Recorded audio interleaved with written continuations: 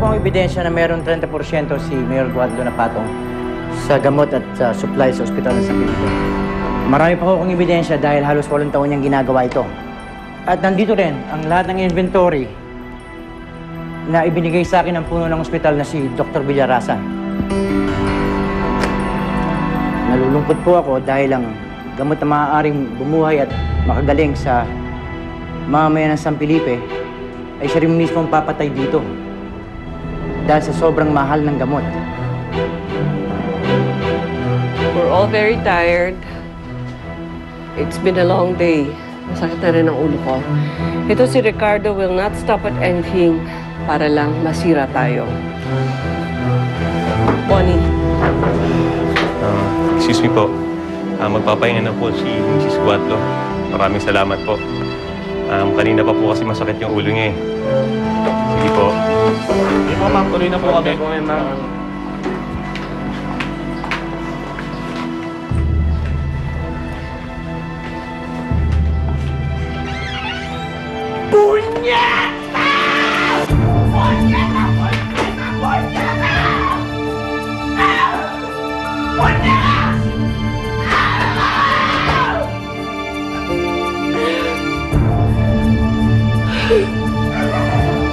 Tubig po.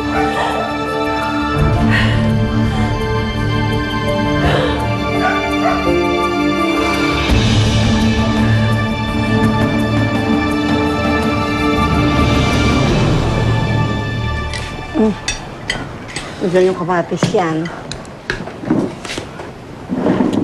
La. Nay. Nga pala, magsimula na kayo mag-impake, ha? Baka alis na tayo dito. Ha? Eh, bakit tayo aalis? Maraming hindi magandang pangyayari sa bayan na to. Tsaka, gusto na ni Rachel umalis dito. Agad-agad ba to? Sana, ho. Pero hindi pa kami nakakapag-usap ni Rachel kung kailan. Nakausapin daw yung pamilya niya. Ako, parang natatakot naman ako umalis dito. Baka mamaya merong... Lola, mas masaya ako sa iba tayo titira.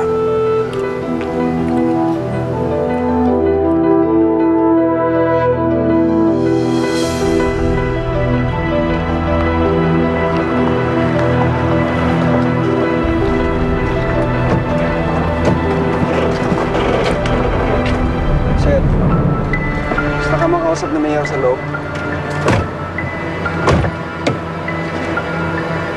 Sige po. Pasok ka.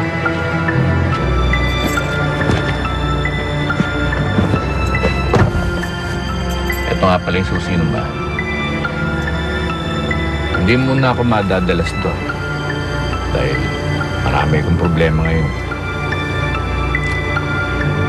Nahanap na ba si Levi? Hindi pa po. Hindi ko pa po siya nakikita.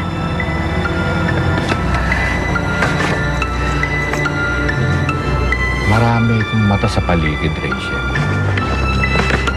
At hindi magandang tignan na 2 ilog ang binabangka. Maganda siguro, pumili ka na lang sa amin 2. Matalino kang babae.